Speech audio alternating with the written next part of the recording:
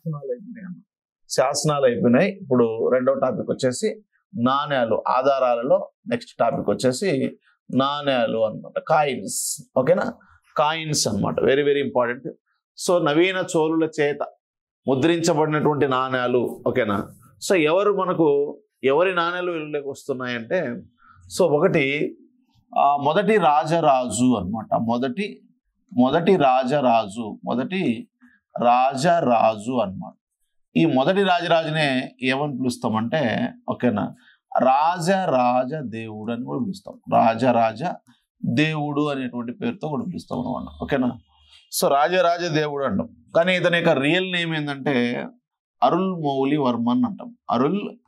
అరుల్మౌళివర్మన్ అనమాట. అరుల్మౌళివర్మన్ ఇది ఈయనకు రియల్ నేమ్ అనమాట. ఓకేనా, సో చూడండి, అరుల్మౌళివర్మన్ మనము మొదటి రాజరాజు అని పిలవచ్చు. సో రాజరాజ దేవుడు అని కూడా పిలవచ్చు అనమాట. సో ఈయన ఏం చేశాడంటే, సో నాణ్యాలను విడుదల చేయడం జరిగింది. ఈ నాణ్యాలు ఎటువంటి నాణ్యాలు అంటే వెండి నాణ్యాలు అనమాట. ఈయన విడుదల చేసిన నాణ్యాలు ఎలాంటి నాణ్యాలు అంటే వెండి నాణ్యాలు అనమాట. సో ఈ వెండి నాణ్యాలు మీద ఎటువంటి గుర్తుందంటే పులి గుర్తు అనమాట. పులి గుర్తు. సో పులి గుర్తుతో కూడినటువంటి వెండి నాణ్యాలను విడుదల చేసినటువంటి నవీన చోళరాజు ఎవరంటే, సో మొదటి రాజరాజు. ఇతన్ని మనం రాజరాజ దేవుడు అని కూడా పిలుస్తాం. ఇతన్ని మనం అరుల్మౌళివర్మన్ అని పిలుస్తాం అనమాట. ఓకేనా, సో ఇతన్ని నవీన చోళరాజుల్లోని గొప్ప రాజు ఎవరంటే అరుల్మౌళివర్మన్ అనమాట. వెరీ వెరీ ఇంపార్టెంట్ పర్సన్ అనమాట. నెక్స్ట్ పర్సన్ ఎవరంటే రెండవ వ్యక్తి మధురాంతకన్. ఓకేనా, సో మధురాంతకన్ అనమాట. నెక్స్ట్ పర్సన్ ఎవరంటే ఉత్తమ చోళుడు లేదా ఉత్తమ చోళ మధురాంతకన్ అంటాం. ఉత్తమ చోళుడు అనమాట. ఉత్తమ చోళుడు అన్నమాట. ఇతన్ని ఏమని పిలవచ్చు అంటే మధురాంతకన్ అని పిలుస్తాం అనమాట. మధురాంతకన్ ఉత్తమ చోళుడే లేదా మధురాంతకన్ అనేటువంటి వ్యక్తి. సో ఈయన కూడా ఏం చేశాడంటే కాయిన్స్ రిలీజ్ చేయడం జరిగింది అనమాట. సో ఈయన విడుదల చేసిన నాణ్యాలు కూడా ఏంటి అంటే వెండి నాణ్యాలే అని చెప్పుకోవచ్చు అనమాట. ఓకేనా, సో కానీ ఈ నాణ్యాల మీద కూడా ఏ గుర్తుంది? పులి గుర్తుంది అనమాట. కాబట్టి పులి గుర్తుతో కూడినటువంటి వెండి నాణ్యాలను విడుదల చేసినటువంటి రాజు ఎవరంటే ఇద్దరు. ఓకేనా, సో మొదటి వచ్చేసి అరుల్మౌళివర్మన్, మొదటి రాజరాజు లేదా రాజరాజ దేవుడు. నెక్స్ట్ ఉత్తమ చోళుడు లేదా మధురాంతకన్ అనమాట. సో ఈయన వెండి మెటల్ను ఉపయోగించి సో పులి గుర్తుతో నాణ్యాలను విడుదల చేయడం జరిగింది. ఈ రెండు బాగా గుర్తుపెట్టుకోండి. ఓకేనా, కాయిన్స్ అనేది ఒక సెక్టార్ అండి, మనం బిట్ ఎక్స్పెక్ట్ చేయడానికి అవకాశం ఉన్నటువంటి ఏరియా.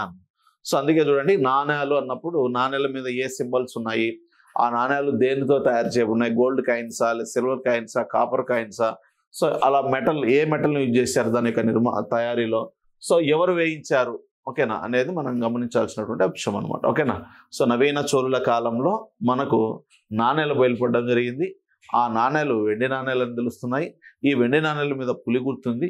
అలా పులి గుర్తుతో కూడినటువంటి వెండి నాణ్యాలను విడుదల చేసినటువంటి రాజులు సో గొప్పవాడైనటువంటి అరుల్మౌళివర్మన్. నెక్స్ట్ తర్వాత మనకు ఉత్తమ చోళుడు లేదా మధురాంతకన్ అనేటువంటి వ్యక్తి. ఉత్తమ చోళుడు అన్న మధురాంతకన్ అన్న ఒకటే. సో మీకు ఈ మధ్య కాలంలో సినిమా కూడా వచ్చింది చూడండి, చోళ పొన్నియిన్ సెల్వన్ అని చెప్పేసి.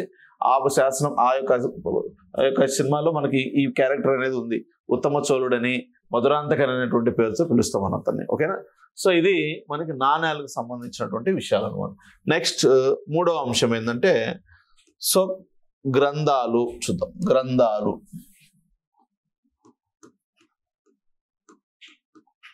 నవీన చోళుల యొక్క చరిత్రకు ప్రధాన ఆధార గ్రంథాలు. ఓకేనా, సోర్సెస్ అన్నమాట. సో సోర్సెస్ ఫస్ట్ మనకి ఈ గ్రంథాల్లో ఏమున్నాయంటే మహావంశ అనే గ్రంథం చూద్దాం. మహావంశ అనే గ్రంథం. నెక్స్ట్ తర్వాత రెండు మహాభారతం అన్నమాట.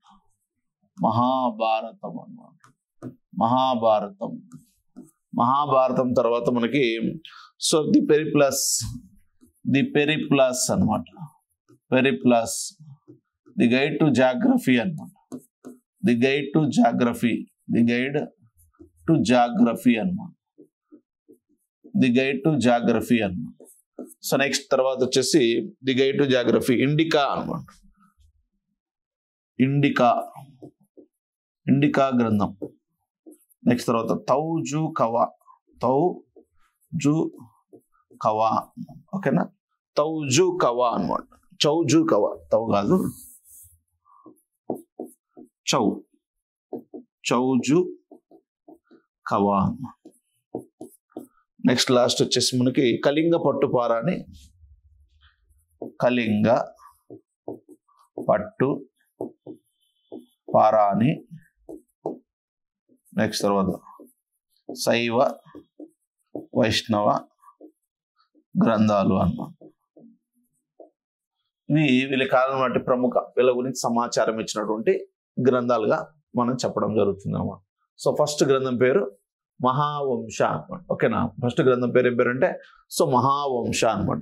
సో కాబట్టి మహావంశ అనమాట. సో మహావంశ అనేటువంటి గ్రంథం చూడండి ఒకసారి. మహావంశ అనే బుక్, మహాభారతం అనే గ్రంథం. దీన్నే the Periplus of the Erythraean Sea అంటాం. అంటే ఎర్ర సముద్రం మీద దినచర్య అని కూడా పిలుస్తాం అనమాట. ఓకేనా, చూడండి ఇక్కడ మహావంశం అనే గ్రంథం తీసుకున్నప్పుడు ఈ మహావంశ అనే గ్రంథం ఒక బౌద్ధ మత గ్రంథం అని చెప్పచ్చు. బౌద్ధ మత గ్రంథము అన్నమాట. సో ఇది ఏ మతానికి సంబంధించిన గ్రంథం ఇది? సో మహావంశ అనేది ఒక బౌద్ధ మత గ్రంథం. అది కూడా ఇది శ్రీలంక దేశానికి చెందినటువంటి శ్రీలంక లిటరేచర్ అని చెప్పాలి, శ్రీలంక గ్రంథం అని చెప్పచ్చు. ఎందుకంటే శ్రీలంక దేశానికి చెందినటువంటి ఒక వ్యక్తి బౌద్ధ మతాచార్యుడు దీన్ని రచించడం జరిగింది. ఆయన పేరు ఏం పేరంటే మహానామ అని చెప్పచ్చు.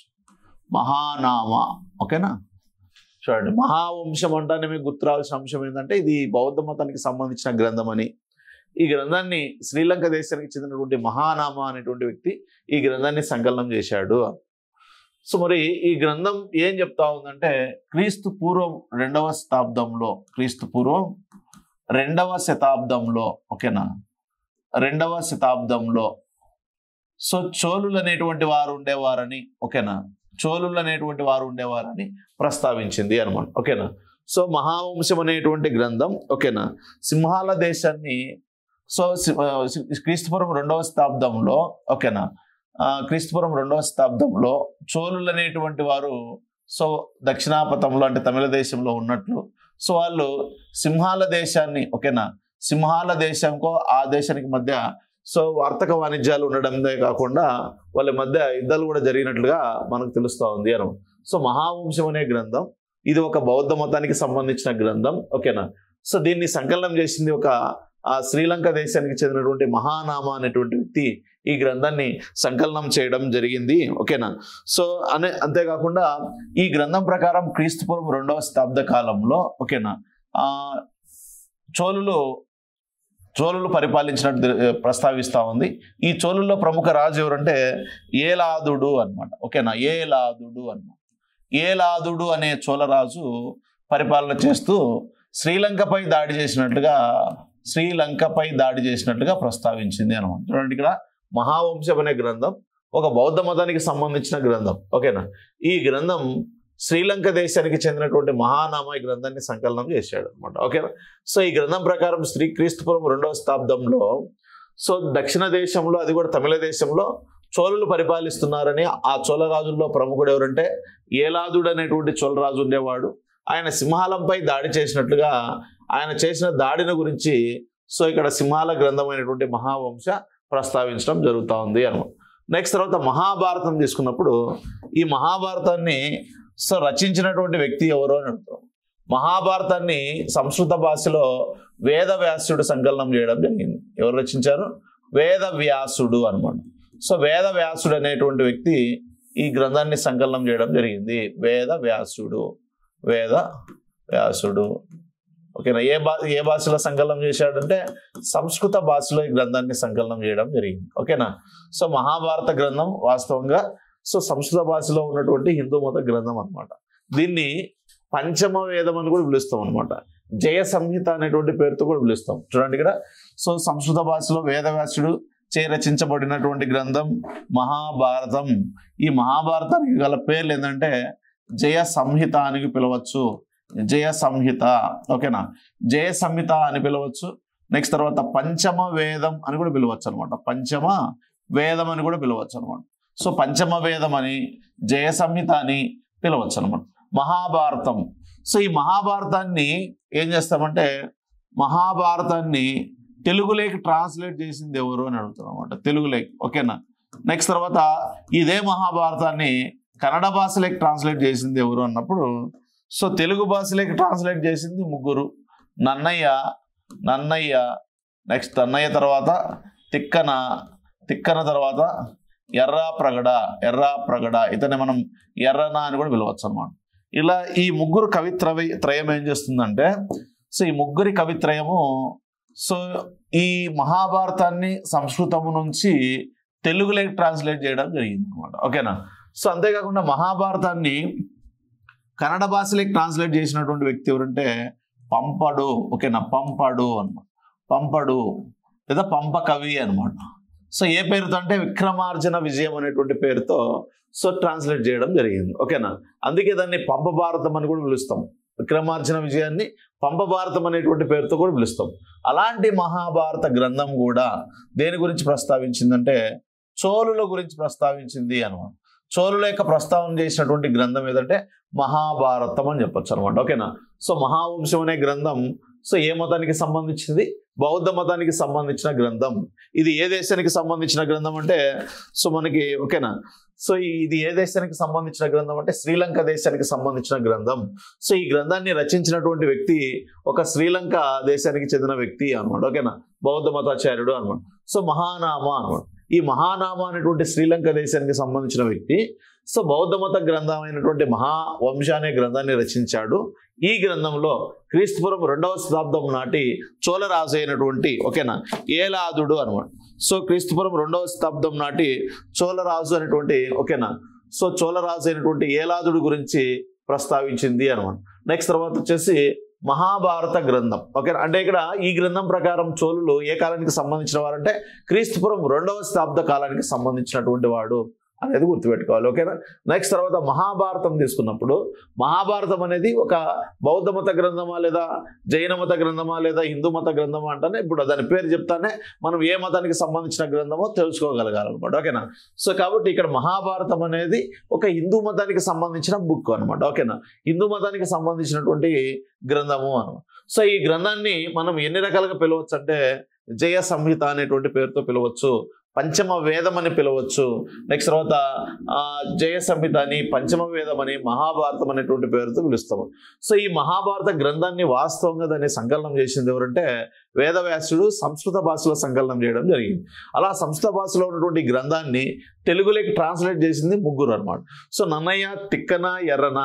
సో నన్నయ్య వచ్చేసి రాజరాజ నందుని ఆస్థానంలో ఉంటాడు. అంటే తూర్పు చాళుక్యుల్లో మనకు చివరిలో వచ్చేటువంటి గొప్ప రాజు అయినటువంటి సో రాజరాజ నందుని ఆస్థానంలో ఉన్న కవినే నన్నయ్య అనమాట. ఓకేనా.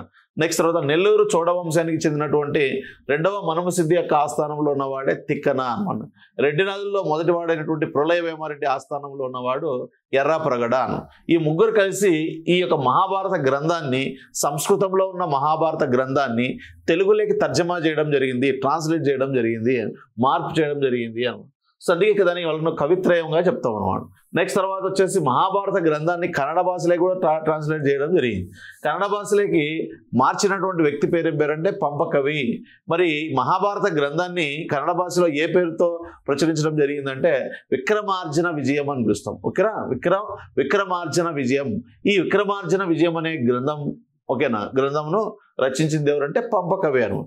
అందుకే పంపకవిచే రచించబడినటువంటి గ్రంథం ఓకేనా మహాభారతంపై పంపకవిచే రచించబడినటువంటి గ్రంథం విక్రమార్జున విజయం కాబట్టి దానికి వచ్చినటువంటి పేరు ఏంటంటే పంప భారతం అనేటువంటి పేరుతో కూడా పిలుస్తాం అనమాట. ఓకేనా. సో అలాంటి మహాభారత గ్రంథం కూడా ఎవరి యొక్క ప్రస్తావన చేసిందంటే సో చోళుల యొక్క ప్రస్తావన చేసింది. ఇదంతా ఒక ఎత్తు అయితే దాంట్లో ఏముంది మనం చదువుతున్నది చోళుల వంశం గురించి కాబట్టి చోళుల గురించి ఏముంది అనేది మనకి ఇక్కడ ఇంపార్టెంట్ అనమాట. ఓకేనా. ఇప్పుడు మహావంశంలో సో ఏమని చెప్పాం, సో ఇక్కడ ఏలాదుడు అనేటువంటి చోళరాజు ఉన్నాడు. సో ఆయన క్రీస్తుపురం 2వ శతాబ్దానికి చెందినవాడు. ఈయన క్రీస్తుపురం 2వ శతాబ్ద కాలంలో తమిళ దేశాన్ని పరిపాలన చేస్తూ సో ఆయన ఏం చేశాడు, శ్రీలంక ప్రాంతాన్ని జయించాడు అనేటువంటి విషయాన్ని మనకు మహావంశం అనే గ్రంథంలో ప్రస్తావించబడింది. ఇక్కడ మహావంశం ఏ మతానికి సంబంధించిన లిటరేచర్ దాన్ని ఎవరు రచించారు ఇవన్నీ కూడా మనం ప్రీవియస్ చాప్టర్స్లో వచ్చాయి. కానీ మనకి ఈ టాపిక్లో ఈ చాప్టర్కి సంబంధించి మనకు కావాల్సిన ఇన్ఫర్మేషన్ ఏంటంటే అది ఇక్కడ మహావంశం అనే ఒక గ్రంథం ఉంది కదా, ఇది శ్రీలంక దేశానికి సంబంధించిన ఈ గ్రంథంలో కూడా చోళుల యొక్క ప్రస్తావన ఉంది. మరి ఏ చోళరాజు గురించి ప్రస్తావించబడిందంటే అది క్రీస్తు పూర్వం 2వ శతాబ్ద కాలంలో సో ఈ తమిళ దేశాన్ని పరిపాలించిన ఏలాదుడు అనేటువంటి చోళరాజు గురించి ప్రస్తావించింది. ఏలాదుడు అనే చోళరాజు క్రీస్తుపూర్వం 2వ శతాబ్దంలో శ్రీలంక ప్రాంతాన్ని కూడా జయించినట్టు తెలుస్తోంది. ఇక్కడ శ్రీలంక అన్నప్పుడు శ్రీలంక అనమాట. శ్రీలంకకు మరొక పేరే సో ఏమని పిలుస్తామంటే సీలోన్ అని పిలుస్తాము. సీలోన్, ఓకేనా. దీన్ని మనం సింహాలం అనేటువంటి పేరుతో కూడా పిలుస్తాము.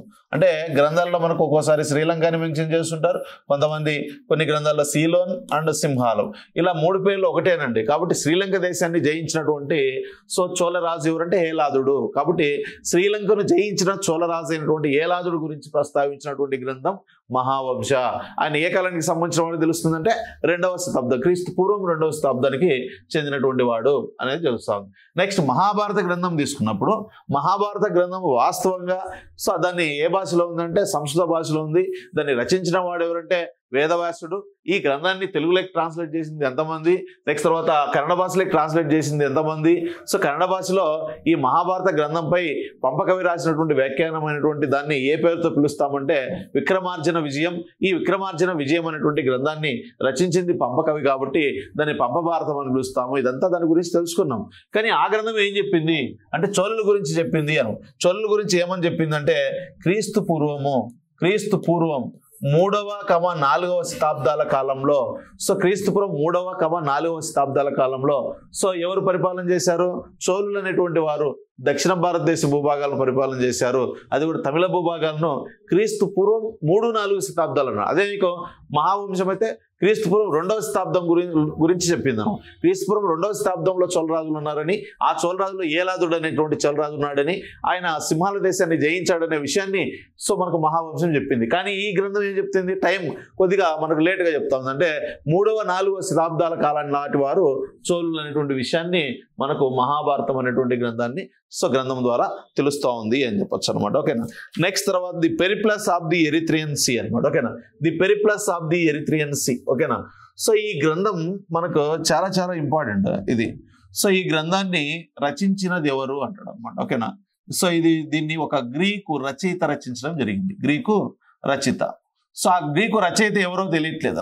అందుకే ఒక అజ్ఞాత గ్రీకు రచయిత రచించినటువంటి గ్రంథం ఇది. ఒకసారి ఎర్ర సముద్రం మీద ప్రయాణం చేస్తూ ఈ గ్రంథం ఎర్ర సముద్రం మీద ప్రయాణం చేస్తున్నటువంటి ఒక గ్రీకు నావికుడు రచించినటువంటి గ్రంథమే the Periplus of the Erythraean Sea అనమాట. The Periplus of the Erythraean Sea. సింపుల్గా నేను ది పెరిప్లస్ అన్నాను. The Periplus of the Erythraean Sea అంటే ఎర్ర సముద్రం మీద దినచర్య అనమాట. సో ఎవరి యొక్క దినచర్య అంటే గ్రీకు రచయిత యొక్క దినచర్య. సో రోజువారీ అతను సమాచారం, తెలిసిన సమాచారాన్ని ఆ గ్రంథంలో రాశాడు. కానీ ఆ గ్రంథం మీద ఆయన పేరు అయితే లేదనమాట. ఓకేనా. సో ఆయన ఏ పేరో లేదు, తన పేరు రాసుకోలేదు అనమాట. సో మొత్తానికి అయితే ఆ గ్రంథం మనకు దొరికింది కానీ ఆయన ఎవరో మనకు అందుబాటులో లేడు. సో కాబట్టి ది పెరిప్లస్ ఆఫ్ ది ఎరిత్రియన్స్ అనే గ్రంథాన్ని ఎవరు రచించారంటే ఒక పేరు తెలియని గ్రీకు నావికుడు అనమాట. ఓకేనా. ఒక అన్నోన్ గ్రీకు ఓకేనా రచయిత. సో ఒక అన్నోన్ గ్రీకు ఓకేనా రైటర్ అని చెప్పొచ్చు అనమాట. సో ఈ విధంగా గ్రీకు రచయిత, గ్రీకు దేశానికి చెందినటువంటి ఒక రచయిత అయినా అని చెప్పొచ్చు అనమాట. సో ఈయన పేరు తెలియని నావికుడు అని కూడా చెప్పొచ్చు అనమాట. సో పేరు తెలియని గ్రీకు నావికుడు, రచయిత అనే దానికంటే కూడా గ్రీకు నావికుడు అని రాసుకోండి. ఓకేనా. గ్రీకు నావికుడు, ఒక అన్నోన్ గ్రీకు నావిగేటర్ అనమాట. ఓకేనా. సో నావికుడు అని చెప్పొచ్చు. సో ఈ గ్రంథం ప్రకారం మనకు చోళులు అనేటువంటి వారు సో ఏ కాలానికి సంబంధించిన వారు అంటే 3rd and 4th 4వ శతాబ్దానికి చెందినటువంటి వారు అని. సో ఈ యొక్క గ్రంథం ప్రకారం చోళులు ఏ కాలానికి సంబంధించిన వారు అని తెలుస్తుందంటే క్రీస్తు ఓకేనా క్రీస్తు పూర్వం 4వ శతాబ్దం 3వ శతాబ్దం. సో ఇది కూడా క్రీస్తు పూర్వం 3వ శతాబ్దం 4వ శతాబ్దం. ఆ పైన గ్రంథం అయితే క్రీస్తు పూర్వం 2వ శతాబ్దానికి చెందినటువంటి వారు చోళులు అనేటువంటి విషయాన్ని ప్రస్తావించడం జరిగింది అనమాట. ఓకేనా. The Periplus of the Erythraean Sea అనేటువంటి గ్రంథం ఇంకొక విషయాన్ని కూడా ప్రస్తావించింది అనమాట. ఈ చోళరాజుల్లో ఒక చోళరాజు గురించి ప్రస్తావించింది అనమాట. The Periplus of the Erythraean Sea. దాని పేరు ఏం పేరంటే అతని పేరు కరికాల చోళుడు. వెరీ వెరీ ఇంపార్టెంట్ పర్సన్ అనమాట. కరికాల చోళుడు. ఇతనే కావేరి నది మీద ఆనకట్ట కట్టి వ్యవసాయానికి పెద్దపీట పెట్టుపేట వేసినటువంటి ప్రముఖ చోళరాజు, ప్రాచీన చోళరాజుల్లో ఈయనే ప్రముఖుడుగా చెప్పొచ్చు మనం. ఓకేనా. నెక్స్ట్ తర్వాత ది గైడ్ టు జాగ్రఫీ అనమాట. ది గైడ్ టు జాగ్రఫీ అనేటువంటి గ్రంథాన్ని టాలమీ రచించడం జరిగింది అనమాట. So the guide to geography అనే గ్రంథాన్ని రచించింది ఎవరంటే టాలమీ అనమాట. టాలమీ. ఓకేనా. ఈయన కూడా ఒక గ్రీకు భూగోళ శాస్త్రవేత్త అని చెప్పొచ్చు అనమాట. The guide to geography, Indica చౌజు కవా. ది గైడ్ టు జాగ్రఫీ అనే గ్రంథాన్ని రచించింది టాలమీ. ఈయన ఒక గ్రీకు భూగోళ శాస్త్రవేత్త. నెక్స్ట్ తర్వాత ఈ గ్రంథం కూడా 3-4 శతాబ్దాలకు చెందిన వారు చోళులు అనే విషయాన్ని ప్రస్తావించింది అనమాట. ఓకేనా. నెక్స్ట్ తర్వాత ఇండికా అనే గ్రంథం కూడా, ఇండికా అనే గ్రంథాన్ని రాసింది ఎవరంటే మెగస్తనీస్. ఈయన ఒక గ్రీకు ట్రావెలర్ అనమాట. Greek traveller. సో గ్రీకు యాత్రికుడు అని చెప్పొచ్చు అనమాట. ఈ గ్రంథం ప్రకారం కూడా 3-4 శతాబ్దాలకు చెందిన వారు చోళులు అనేటువంటి విషయం తెలుస్తూ ఉంది అనమాట. నెక్స్ట్ తర్వాత కళింగ పట్టు పారాణి అనమాట. సో అనేకమైనటువంటి శైవ వైష్ణవ గ్రంథాల్లో కూడా మనకు చోళులు అనేటువంటి వారు క్రీస్తు పూర్వం 3-4 శతాబ్దాల కాలం నుంచే ఉన్నట్లుగా మనకు అనేకమైనటువంటి శైవ వైష్ణవ గ్రంథాలు చెప్తున్నాయి అన్నమాట. నెక్స్ట్ తర్వాత కళింగ పట్టు పారాణి అనమాట. కళింగ పట్టు పారాణి వెరీ వెరీ ఇంపార్టెంట్ బుక్ అనమాట ఇది. ఈ కళింగ పట్టు పారాణిని రచించింది ఎవరంటే మనకి మొదటి కులోత్తుంగ చోళుడు అనే రాజు ఉంటాడు అనమాట. కులోత్తుంగ చోళుడు అనమాట. ఈ మొదటి కులోత్తుంగ చోళుడు అనేటువంటి వాడు. ఓకేనా. సో ఇతనికి ఒక కమాండర్ ఉండేవాడు. ఆయన పేరు ఏం పేరంటే జయం గొండార్ అనమాట. జయం గొండార్. సో ఇక్కడ మొదటి కులోత్తుంగ చోళుని యొక్క కమాండరే జయం గొండార్. ఈ జయం గొండార్ తన రాజు అయినటువంటి మొదటి కులోత్తుంగ చోళుడు జరిపినటువంటి కళింగ విజయమునే కాకుండా కళింగ రాజ్యాన్ని జయించి కళింగ రాకుమార్తె అయినటువంటి కనకరేఖను ఎలా వివాహం చేసుకున్నాడో తెలిపేటువంటి గ్రంథమే కళింగ పట్టు పారాణి అని. సో కళింగ పట్టు పారాణి అనేటువంటి గ్రంథం ఎవరు రచించారు? మొదటి కులోత్తుంగ చోళుడు లేదా రాజేంద్ర చాళుక్యుని యొక్క కమాండర్ అయినటువంటి జయంగొండార్ ఈ గ్రంథాన్ని రచించాడు. సో ఈ గ్రంథం ప్రకారం మొదటి కులోత్తుంగ చోళుడు కళింగ రాజ్యాన్ని జయించిన విధానాన్ని, ఓకేనా, కళింగ రాజ్యాన్ని జయించిన తర్వాత కళింగ రాకుమార్తె అనేటువంటి కనకరేఖను వివాహం చేసుకున్న విధానాల గురించి ప్రస్తావించినటువంటి వ్యక్తి ఎవరంటే ఈ గ్రంథంలో జయం గొండార్ అనేటువంటి వ్యక్తి ఈ విషయాలను ప్రస్తావించడం జరిగింది. సో ఇది మనకి గ్రంథాలకు సంబంధించినటువంటి సమాచారం అనమాట. ఓకేనా. ఇది నెక్స్ట్ తర్వాత వచ్చేసి మనకి రాజకీయ చరిత్ర చూద్దాం.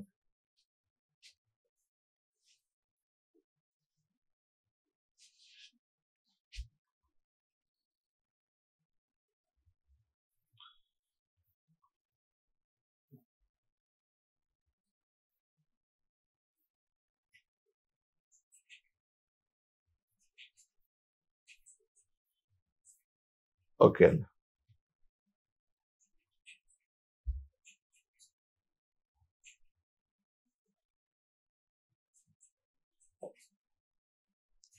ఇది ఓవరాల్గా ఇప్పుడు మీకు చెప్తున్నాను ఏంటంటే మనం చెప్పే మ్యాటర్, ఓకేనా, మీకు చాలా వరకు యూజ్ అవుతుంది. రెగ్యులర్గా వినండి క్లాసు. ఓకేనా. సో చాలా మొత్తం ఆల్మోస్ట్ 100% మీకు నేను సబ్జెక్ట్ కవర్ చేస్తున్నాను. ఓకేనా. సో మ్యాక్సిమం మీ దగ్గర ఉన్నటువంటి బుక్కుల కంటే కూడా ఎక్కువే ఉండొచ్చు ఇక్కడ. కాబట్టి ఇక్కడ 1-2 సార్లు చెప్తున్నాను నేను. సో మీరు బాగా వినండి. మీకు ఎగ్జామ్లో ఖచ్చితంగా 100% యూజ్ అవుతుంది, నో డౌట్. ఓకేనా. మహావంశ గ్రంథం. ఈ మహావంశ గ్రంథం ఏ మతానికి సంబంధించింది, ఇది ఏ ప్రాంతానికి సంబంధించింది, దీన్ని ఎవరు రచించారు, ఇది ఏ కాలానికి సంబంధించింది, ఎవరి గురించి ప్రస్తావించింది, ఆ ప్రస్తావించిన వారిలో ప్రముఖుడు ఎవరు, ఏలాదుడు, ఆయన ఏ ప్రాంతాన్ని జయించాడు, శ్రీలంక. నెక్స్ట్ తర్వాత మహాభారతం అనేది ఎవరు రచించారు, ఏ భాషలో రచించబడింది, నిజమైనటువంటి మహాభారతాన్ని దాన్ని ఏ పేర్లతో పిలుస్తారు, జయ సంహిత, పంచమ వేదం. ఈ గ్రంథం తెలుగులోకి ట్రాన్స్లేట్ చేసింది ఎవరు, దీన్ని కన్నడ భాషలోకి ట్రాన్స్లేట్ చేసింది ఎవరు, ఏ పేరుతో ట్రాన్స్లేట్ చేశారు, దాన్ని ఇంకొక పేరుతో ఏమని పిలుస్తారు. విక్రమార్జున విజయాన్ని పంపడు రచించాడు కాబట్టి పంప భారతం అని పిలుస్తాము. ఇది చోళుల గురించి ప్రస్తావించింది. మనకి ఇది ఇంపార్టెంట్. ఈ గ్రంథం ప్రకారం 3-4 శతాబ్దాలకు చెందిన వారు ఎవరు, చోళులు అని తెలుస్తూ ఉంది. సో నెక్స్ట్ తర్వాత వచ్చేసి మనకి ఇంకేం ప్రస్తావించింది, ది పెరిప్లస్ అనే గ్రంథం తీసుకుంటే, ది పెరిప్లస్ అనే గ్రంథం ఒక గ్రీకు నావికుడు రచించాడు. ఒక పేరు తెలియని గ్రీకు నావికుడు, ఒక అన్నోన్ ఓకేనా నావిగేటర్ అని చెప్పొచ్చు అనమాట, గ్రీకు నావిగేటర్. సో ఈయన చోళుల గురించి ప్రస్తావించింది ఈ గ్రంథం కూడా. సో చోళుల గురించి చెప్తూ ఆ చోళులు అనేవారు 3వ శతాబ్దం 4వ శతాబ్దం క్రీస్తుకు పూర్వం 3-4 శతాబ్దాలకు చెందినవారు చోళులు అనే విషయాన్ని ప్రస్తావిస్తూ వారిలో ఒక వ్యక్తిని గురించి ప్రస్తావించింది. ఆయనే కరికాల చోళుడు. కరికాల చోళుడు యొక్క ప్రత్యేకత ఏంది? మనకు ప్రాచీన చోళ రాజుల్లోనే గొప్పవాడు అని చెప్పొచ్చు అనమాట. ఆయన వ్యవసాయానికి అధిక ప్రాధాన్యతనిస్తూ కావేరీ నది మీద ఆనకట్ట కట్టినటువంటి వ్యక్తి కరికాల చోళుడు. Very very important. దానికోసం సింహాల దేశం మీద దాడి చేసి సింహాల పాలకులను ఓడించి వాళ్ళ యొక్క 12,000 మంది సైనికులను బంధించి వాళ్ళందరినీ తీసుకొచ్చి ఈ కావేరీ నది ఆనకట్ట నిర్మాణంలో వాళ్ళను యూజ్ చేయడం జరుగుతుంది అనమాట. సో అది ఆయన యొక్క ప్రత్యేకత మనకి. ఓకేనా. సో నెక్స్ట్ తర్వాత the guide to geography. So the guide to geography ఓకేనా, దీన్ని రాసింది ఎవరంటే సో టాలెమీ రచించాడు. ఈయన ఎవరు అంటే ఈయన గ్రీకు దేశానికి చెందినటువంటి భూగోళ శాస్త్రవేత్త అని చెప్పొచ్చు అనమాట. ఈయన ప్రకారం ఈ గ్రంథం ప్రకారం ఈయన రచించిన ఈ గ్రంథం ప్రకారం జాగ్రఫీ గ్రంథం ప్రకారం చోళులు అనేవారు ఏ కాలానికి చెందిన వారని ప్రస్తావించబడిందంటే 3-4 శతాబ్దాలు అంటే క్రీస్తుపూర్వం 3-4 శతాబ్దాలకు చెందిన వారని తెలుస్తూ ఉంది అను. నెక్స్ట్ ఇండికా గ్రంథాన్ని రాసింది ఎవరు? మెగస్తనీస్. అసలు ఈయన ఎవరు? గ్రీకు దేశానికి సంబంధించిన ఒక రాయబారి. ఓకేనా. సో చంద్రగుప్త మౌర్యుని యొక్క ఆస్థానానికి వస్తాడు అనమాట.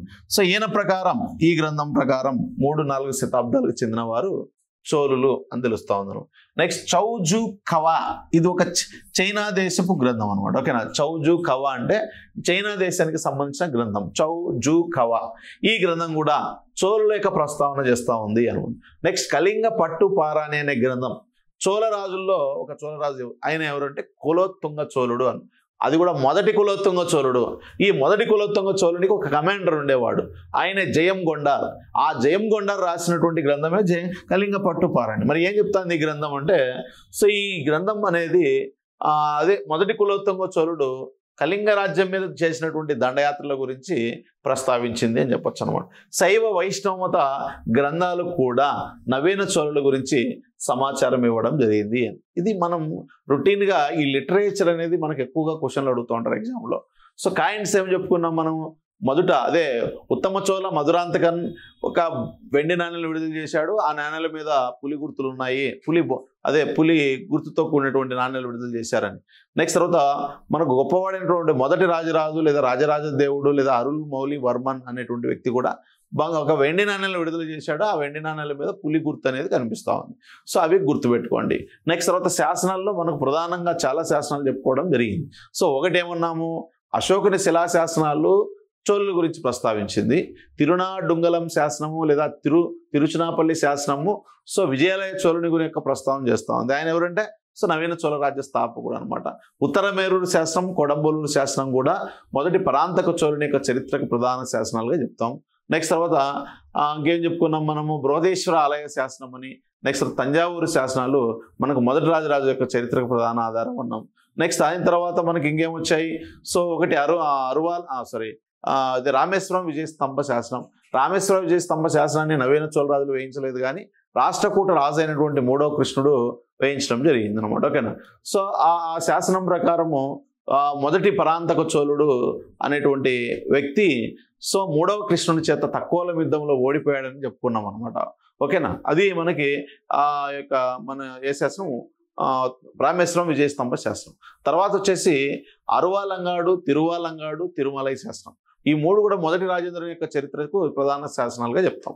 నెక్స్ట్ తర్వాత శాసనం ఏంటంటే మనకు తిరుముక్కడం శాసనం అను. సో ఆ శాసనం కూడా మనకు వీరరాజేంద్రుడు వేయిస్తాడు. సో అతని యొక్క చరిత్రకు ప్రధాన ఆధారం అను. నెక్స్ట్ దేవాలయాల మీద ఉన్నటువంటి తెలుగు, తమిళ, కన్నడ భాషల్లో ఉన్నటువంటి శాసనాలు నవీన చోళులకు సంబంధించిన సమాచారం ఇచ్చినటువంటి శాసనాలుగా మనం చెప్తాం అనమాట. అలా సో చోళులకు సంబంధించి శాసనాలు, నాణ్యాలు, గ్రంథాల గురించి మీకు సమాచారం ఇవ్వడం జరిగింది అనమాట. ఓకేనా. సో వీళ్ళ యొక్క రాజధాని ఏమంటున్నాము? సో గంగైకొండ చోళపురం తీసుకోవచ్చు, తంజావూరు తీసుకోవచ్చు. తొలి దశలో అయితే తంజావూరు, మలి దశలో అయితే గంగైకొండ చోళపురం. వీళ్ళ యొక్క రాజలాంఛనం ఏదంటే సో అప్పుడు ఏం చెప్పుకుంటాం? పులి అని చెప్పుకుంటాం అనమాట. ఓకేనా. సో ఆ విధంగా రాజ్యస్థాపన ఏ విధంగా జరిగింది అనేది మీకు ఇప్పుడు ఇంట్రడక్షన్లో చెప్పుకోవడం జరిగింది. సో ఆ విధంగా ఇప్పటివరకు ఏం కంప్లీట్ అయ్యి మనకి? సో ఒకటి ఇంట్రడక్షన్ కంప్లీట్ చేసుకున్నాం. 2 వచ్చేసి రాజధానులు కంప్లీట్ అయ్యాయి.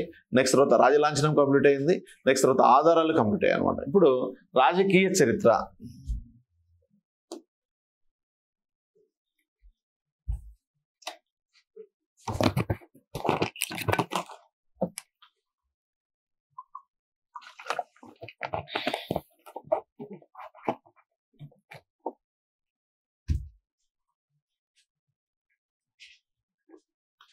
రాజకీయ చరిత్ర.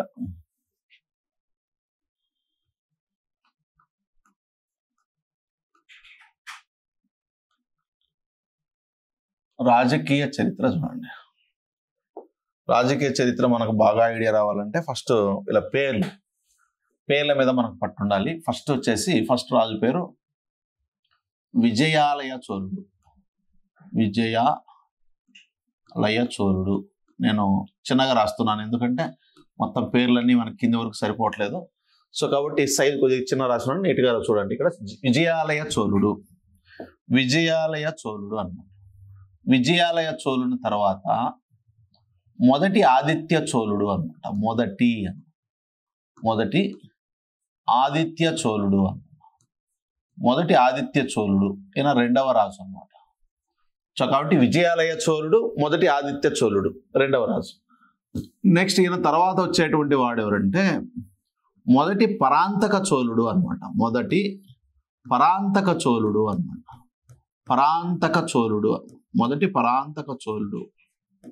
సో మొదటి పరాంతక చోళుడు అన్న చూడండి. ఫస్ట్ విజయాలయ చోళుడు, మొదటి ఆదిత్య చోళుడు, మొదటి పరాంతక చోళుడు అన్నమాట. ఈ మొదటి పరాంతక చోళునికి ముగ్గురు కుమారులు అనమాట. ఓకేనా, ఈయనకు ముగ్గురు కుమారులు ఉన్నారు. సో ఆ ముగ్గురు కుమారులు ఎవరో చూద్దాం. సో మొదటి కుమారుడి పేరేం పేరంటే రాజాదిత్య అనమాట. రాజాదిత్య అన్నమాట. రెండవ కుమారుడి పేరేం పేరంటే గండరాదిత్య అంటాం. గండరాదిత్య. ఈ గండరాదిత్య యొక్క వైఫ్ పేరే సెంబియన్ మహాదేవి అనమాట. సెంబియన్ మహాదేవి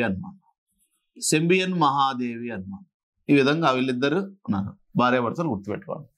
నెక్స్ట్ తర్వాత మూడవ రాజు పేరేం పేరంటే మనకి అరింజయ చోళ అన్నమాట. అరింజయ చోళుడు. సో ఈ విధంగా ముగ్గురు కుమారులు ఉన్నారనమాట. ఎవరికి? మొదటి పరాంతక చోళునికి అన్నమాట.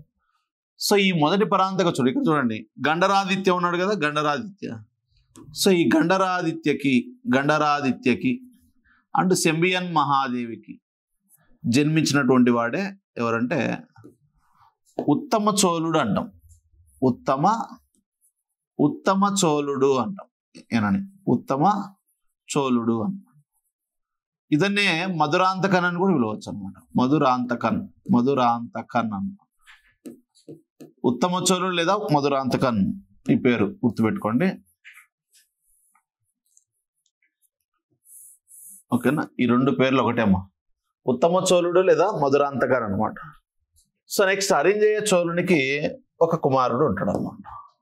ఆయన పేరు ఏం పేరంటే సుందర చోళుడు అంటాం. ఏం పేరు?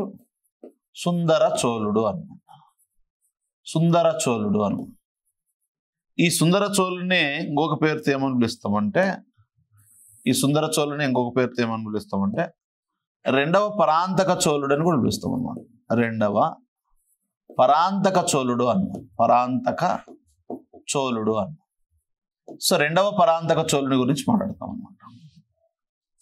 సో ఈ విధంగా మనకు రెండవ పరాంతక సుందర చోళుడు లేదా రెండవ పరాంతక చోళునికి మళ్ళీ మనకి కుమారులు, ముగ్గురు పిల్లలు ఉంటారు అనమాట. కుమారులు కాదు, ముగ్గురు పిల్లలు.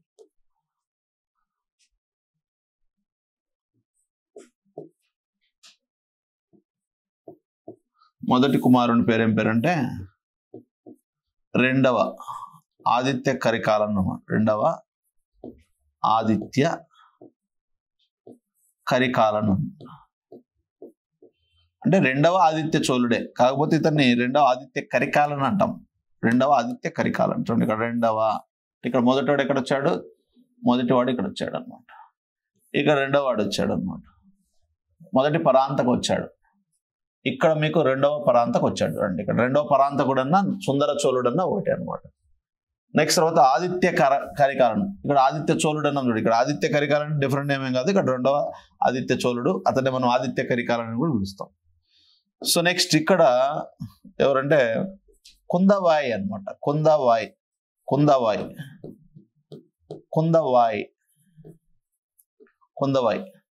నెక్స్ట్ తర్వాత అరుల్ మౌలి వర్మన్ అంట. అరుల్మౌలి అన్నమాట. అరుల్మౌలి వర్మన్ అని కూడా పిలవచ్చు అనమాట.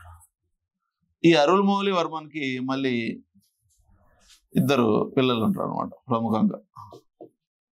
సో ఒకరెవరంటే కూతురు తీసుకుంటే కుందవాయి అనమాట, కుందవాయి. నెక్స్ట్ తర్వాత కుమారుడి పేరు మొదటి రాజేంద్ర చోళుడు అనమాట, మొదటి రాజేంద్ర చోళుడు అన్నమాట, మొదటి రాజేంద్ర చోళుడు అన్నమాట.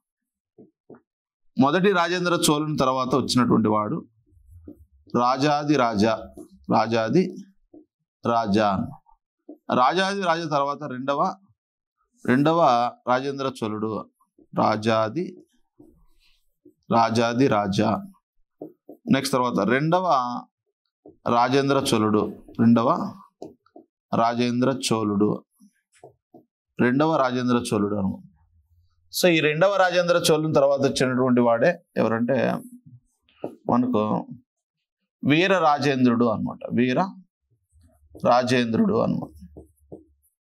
రాజేంద్రుడు. ఇతని తర్వాత వచ్చినటువంటి వాడే అది రాజేంద్రుడు అనమాట, అది రాజేంద్రుడు. ఇలా మనకు ముఖ్యమైనటువంటి పేర్లు వస్తాయి అన్నమాట. చూడండి ఇక్కడ విజయాలయ చోళుడు.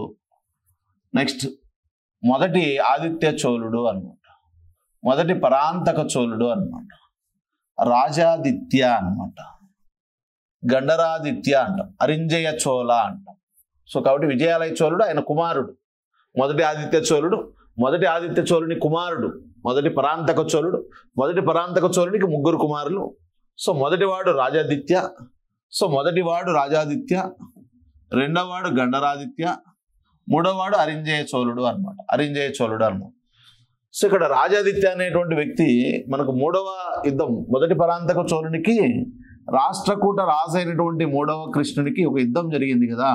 ఆ యుద్ధాన్ని మనం తక్కువలం యుద్ధం అని పిలుస్తాం. ఈ తక్కువలం యుద్ధంలో మొదటి పరాంతక చోళుడు చనిపోలేదు, కానీ ఆయన కుమారుడు ముగ్గురులో ఆ రాజాదిత్య అనేటువంటి వ్యక్తి చనిపోయాడు కాబట్టి ఇంక మిగిలింది ఎంతమంది? ఇద్దరే. ఓకేనా?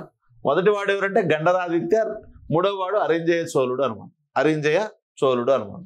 సో ఎప్పుడైతే ఈ గండరాదిత్య అనేటువంటి వ్యక్తి, ఓకేనా, సో అరింజయ చోళుడు గండరాదిత్య అనమాట. సో ఇక్కడ అరింజయ చోళుడు సింహాల దేశంలో ఉంటాడు అనమాట. సో ఇంక మిగిలింది గండరాదిత్య కాబట్టి గండరాదిత్య రాజ్యాధికారానికి వస్తాడు అనమాట. ఈ గండరాదిత్య మంచి శైవ భక్తుడు అనమాట. శైవ భక్తుడు కావడం వల్ల ఆయన పరిపాలన మీద పెద్దగా ఇంట్రెస్ట్ చూపడు, కానీ ఆప్షన్ లేకపోవడం వల్ల సింహాసనం అధిష్టిస్తాడు. సో ఆ విధంగా లేట్ వయసులో ఈమె రెండో భార్యగా సెంబియన్ మహాదేవి పరిచయం అవుతుంది. సో వాళ్ళిద్దరికి పుట్టినవాడు ఉత్తమ చోళుడు లేదా మధురాంతకన్ అని పిలుస్తాం. సో ఈయన ఏం చేస్తాడంటే స్వచ్ఛంగా తన రాజ్యాన్ని, అధికారాన్ని పూర్తి ఎవరికి ఇస్తాడంటే అరింజయ చోళునికి ఇస్తాడనమాట. సో అరింజయ చోళుడు కొన్ని రోజులు పరిపాలన చేసి ఆయన కూడా మరణిస్తాడు. ఆయన మరణించిన తర్వాత వెంటనే రాజ్యాధికారానికి వచ్చింది ఎవరంటే సుందర చోళుడు అనమాట. కానీ ఇక్కడ ఈయన రావాల్సింది కాస్త ఈయన రాకుండా మనకు ఈయన వచ్చేస్తాడు అనమాట, సుందర చోళుడు వస్తాడు అనమాట. ఓకేనా? సో కాబట్టి సుందర చోళుడు అనేటువంటి వాడినే మనం రెండవ పరాంతక చోళుడు అని పిలుస్తాం. సో ఈ రెండవ పరాంతక చోళుడు లేదా సుందర చోళుడికి మళ్ళీ ముగ్గురు పిల్లలు ఉంటారు అనమాట. రెండవ ఆదిత్య కరికాలనని, రెండవవాడు కొంద అమ్మాయి వచ్చేసి కుందవాయి అని చెప్పేసి. సో నెక్స్ట్ తర్వాత మూడవ వ్యక్తి. సో మొదటి వ్యక్తి, ఇది రెండవ వ్యక్తి, మూడవ వ్యక్తి. ఓకేనా? సో మూడవ వ్యక్తి ఎవరంటే అరుల్మౌలి వర్మన్. అరుల్మౌలి అంటాం. ఇతన్ని మనం మొదటి రాజరాజు అని పిలుస్తాం, రాజరాజ దేవుడు అని కూడా పిలుస్తాం అనమాట. ఈయనే మనకు ఈ చోళ వంశంలోనే గొప్ప రాజు ఎవరంటే ఈయనే. ఓకేనా? Very very important. చోళ రాజ్యంలోనే గొప్పవాడు ఎవరంటే Arulmozhi Varman. Very very important అనమాట. ఓకేనా? సో చోళ రాజ్యంలోనే గొప్పవాడు ఎవరంటే అరుల్మౌలి వర్మన్, లేదంటే ఇతన్ని మనం రాజరాజ దేవుడు లేదా మొదటి రాజరాజు అని పిలుస్తాం. ఇతనికి మొదటి రాజేంద్ర చోళుడు అని కుందవాయి అని చెప్పేసి ఇద్దరు పిల్లలు ఉంటారు. మొదటి రాజేంద్ర చోళుడు తర్వాత రాజ్యాధికారానికి వచ్చిన వాడు రాజాది రాజా అంటాం. సో కాబట్టి మొదటి రాజేంద్ర చోళునికి తర్వాత వచ్చినవాడు రాజాది రాజు తర్వాత వచ్చినవాడు మళ్ళీ మొదటి రాజేంద్రుని తర్వాత ఇక్కడ రెండవ రాజేంద్రుడు అని చెప్తాం మనం. అంటే మొదటి రాజేంద్రునికి రెండవ రాజేంద్రునికి మధ్యలో రాజాది రాజా అనే వ్యక్తి ఉన్నాడు. సో ఇక్కడ రెండవ రాజేంద్రుడికి నెక్స్ట్ తర్వాత వచ్చినవాడు వీరరాజేంద్రుడు అనమాట. వీరరాజేంద్ర తర్వాత ఈ వంశంలో చివరి వాడు ఎవరంటే అది రాజేంద్రుడు అనమాట. ఇలా ఈ పేర్లో ఒక ఐడియా తెచ్చుకోవాలి మనం. ఓకేనా? ఏది విజయాలయ చోళుడు అనేటువంటి వ్యక్తి, నవీన చోళరాజు అని, ఆదిత్య చోళ 1 అని, ఆదిత్య చోళ 2 అని, మొదటి పరాంతక చోళని, రెండవ పరాంతక చోళుడని, ఓకేనా.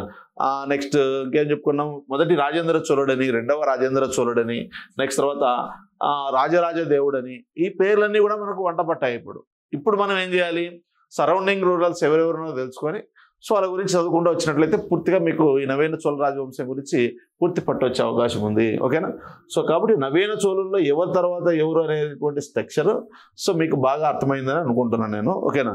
ఎందుకంటే మెజారిటీ బుక్స్లో ఈ క్లారిటీ అనేది లేదు, ఓకేనా. మీకు ప్రైవేట్ బుక్స్లో, మార్కెట్లో దొరికే బుక్స్లో ఈ చార్ట్ అనేది లేదు కాబట్టి నీట్గా రాసుకోండి అనమాట, ఓకేనా.